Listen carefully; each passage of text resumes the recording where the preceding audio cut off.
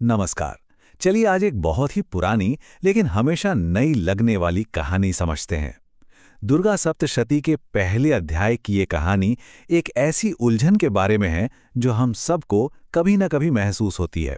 मोह या लगाव की उलझन। तो पूरी कहानी एक सीधे से सवाल से शुरू होती है। एक ऐसा सवाल जो शायद हम सबके मन में कभी ना कभी आता है। आखिर हम उन लोगों या चीजों से क्यों चिपके रहते हैं जो हमें तकलीफ देते हैं? इस सवाल का जवाब ही इस पूरी कथा का निचोड़ है। तो कहानी की शुरुआत होती है एक जंगल के आश्रम से। सोचिए, एक शांत सा आश्रम है और वहां दो अजनबी मिलते हैं। दोनों के दिल में एक जैसा दर्द है, एक ऐसी उलझन जिसका उन्हें कोई जवाब नहीं मिल रहा।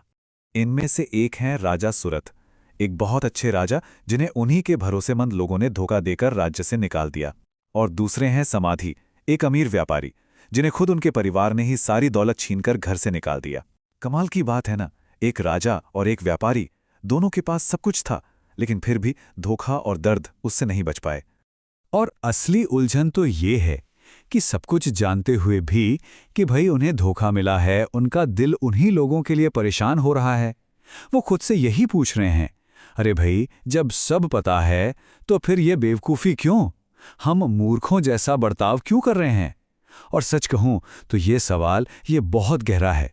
अब जब जवाब खुद से नहीं मिला तो वो दोनों कहाँ जाएंगे? वो पहुंचे मेधा ऋषि के पास, एक बहुत ही ज्ञानी ऋषि। और उन्होंने ऋषि से पूछा, ऋषिवर, हमारे साथ ये हो क्या रहा है? ये जो मन में दर्द है, इसका कारण क्या है? ऋषि उनकी बात सुनकर बस मुस्कुरा दिए। उन्होंने कहा, देखो, ये तुम्हारी कोई पर्सनल प्रॉब्लम नहीं है, इसे अपनी कोई कमी मत समझो। अरे ये तो एक ऐसी ताकत का खेल है, एक ऐसी शक्ति का जो बड़े बड़े ज्ञानियों को भी अपने चक्कर में फंसा लेती है। और फिर ऋषि ने खोला वो राज। उन्होंने उस शक्ति का नाम बताया, वो शक्ति जो हम सबके मोह और लगाव की असली जड़ है। नाम है महामाया, मतलब वो महान भ्रम। ये वही पावर है, वही शक्ति जो इस पूरी दुनिया को चलाती है और हम सबको इससे बांधे रखती है।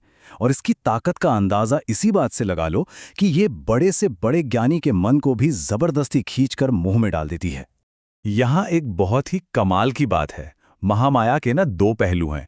एक तरफ तो वो हैं जो हमें दुनिया के मोह माया में फंसाती हैं, जिसे हम बंधन कहते हैं। लेकिन दूसरी तरफ जब वही महामाया प्रसन्न हो जाती हैं तो वही हमें मोक्ष यानी सारी तकलीफों से आज़ादी भी दिलाती हैं। मतलब फंसाने वाली भी वही और छुड़ाने वाली भी वही, बंधन भी वही, मुक्ति भी वही। अब अपनी इस बात को और अच्छे से समझाने के लिए ऋषि एक कहानी सुनाते हैं। एक कहानी सृष्टि की शुरुआत की, ताकि राजा और वैश्य असल में समझ सकें कि ये महामाया आखिर हैं क्या और इनकी शक्ति कितनी जबरदस्त है। तो चलिए सुनते हैं ये कहानी। तो ऋषि कहानी शुरू करते हैं दो असुरों से, मधु और कैटअप। ये वो असुर थे जो दुनिया बनने के ठीक शुरुआत में पैदा हुए थे।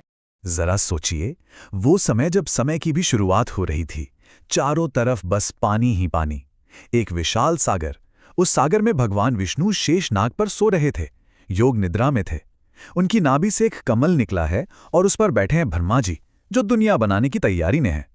सब कुछ शांत है कि तभी भगवान विष्णु के कान के मैल से दो खूंखार असुर पैदा होते हैं, मधु और कैटब। और पैदा होते ही वो सीधा ब्रह्मा जी को मारने के लिए दौड़ पड़ते हैं।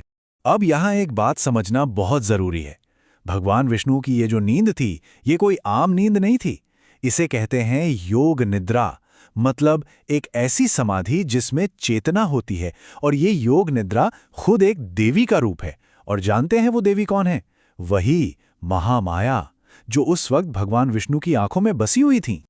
अब ब्रह्मा जी तो फंस गए, देखा कि बचाने वाले तो खुद सो रहे हैं और उन्हें जगाए कौन? तब उन्हें याद आया कि जगाने से पहले उन्हें उस शक्ति को मनाना होगा जिसने सुलाया है।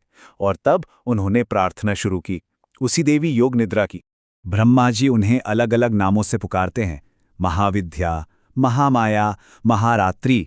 वो कहते हैं, हे देवी, कमाल है आपका, आपने तो इस दुनिया को चलाने वाले भगवान विष्णु तक को अपनी नींद में सुला दिया है। भला आपकी शक्ति को कौन समझ सकता है? सोचिए, ये कितनी बड़ी बात है। देवी की ताकत का इससे बड़ा सबूत और क्या होगा? और ब्रह्मा जी की प्रार्थना सुनी गई। वो देवी, वो शक्ति भगवान विष्णु की आंखों से, नाक से, मुंह से उनके दिल से, हर अंग से बाहर निकली और सामने प्रकट हो गईं। और जैसे ही देवी ने विष्णु जी का शरीर छोड़ा, बस भगवान विष्णु की आंखें खुल गईं और जागते ही उन्होंने क्या देखा? सामने खड़े थे वो दो भयानक असुर। बस फिर क्या था? शुरू हो गया एक जबरदस्त युद्ध भगवान विष्णु और उन दोनों असुरों के बीच। और ये लड़ाई कोई 1-2 दिन या 1-2 साल नहीं चली, पूरे 5000 साल। सोचिए, 5000 साल तक लगातार युद्ध। अब देखिए खेल कहाँ बदलता है। 5000 साल की लड़ाई के बाद भी जब भगवान विष्णु उन्हें नहीं हरा पाए, तब महामाया ने अपना जादू चलाया। उन्होंने उन दोनों असुरों को मोह में डाल दिया, उनके दिमाग पर भ्रम का पर्दा डाल दिया। और नतीजा? वो दोनों असुर घमंड में आकर विष्णु जी से ही कहने लगे, वाह क्या लड़े हो तुम, हम तुम्हारी बहादुरी से बहुत खुश हुए, चलो मांगो, क्या वरदान मांगते हो। भगवान विष्णु तो इसी मौके की तलाश में थे। उन्होंने तुरंत उनकी बात पकड़ ली। बोले, अच्छा, अगर तुम दोनों सच में खुश हो तो बस एक ही वरदान दे दो कि मैं तुम दोनों को मार सकूं। अब वो असुर थे महामाया के मोह में। उन्हें लगा कि उन्होंने तो विष्णु को फंसा लिया। उन्होंने चारों तरफ देखा, हर तरफ बस पानी ही पानी। तो बड़े होशियार बनकर बोले, ठीक है, मार देना, लेकिन शर्त यह है कि हमें ऐसी जगह मारना जहां जरा भी पानी ना हो। उन्हें लगा कि ऐसी जगह तो है ही नहीं। फिर भगवान विष्णु ने जो किया वो देखने लायक था। उन्होंने अपनी जांघों को इतना फैलाया, इतना विशाल कर लिया कि वो उस गहरे सागर के ऊपर एक सूखी जमीन की तरह दिखने लगी। उन्होंने उन दोनों असुरों को अपनी जांघों पर लिटाया और अपने सुदर्शन चक्र से उनके सिर धड़ से अलग कर दिए। शर्त भी पूरी हो गई और उन दोनों का अंत भी हो गया। तो इतनी बड़ी कहानी सुन ली, मधुकैटभ मर गए, लेकिन इसका राजा सुरथ और वैश्य समाधि के सवाल से क्या लेना देना है? अब ऋषि मेधा इस बड़ी कॉस्मिक कहानी को उन दोनों की छोटी सी पर्सनल तकलीफ से जोड़ते हैं। ऋषि कहते हैं, देखो, जिस महामाया ने मधु और कैटभ जैसे ताकतवर असुरों के दिमाग पर पर्दा डाल दिया और उन्हें मरवा दिया, वही महामाया, वही शक्ति हम सब इंसानों के दिलों में भी मोह और लगाव पैदा करती है। ये जो दुख है, ये जो खिंचाव है, ये सब उसी एक शक्ति का खेल है। और जिस दिन ये बात समझ आ गई, समझो कि इस भ्रम से बाहर निकलने का पहला कदम उठा लिया।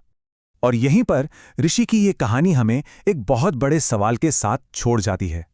सोचिए जरा, अगर ये लगाव, ये मोह जिसे हम अपनी जिंदगी का आधार मानते हैं, अगर वो सब सिर्फ एक भ्रम है, तो फिर असली क्या है, सच क्या है? ये सवाल सोचने वाला है।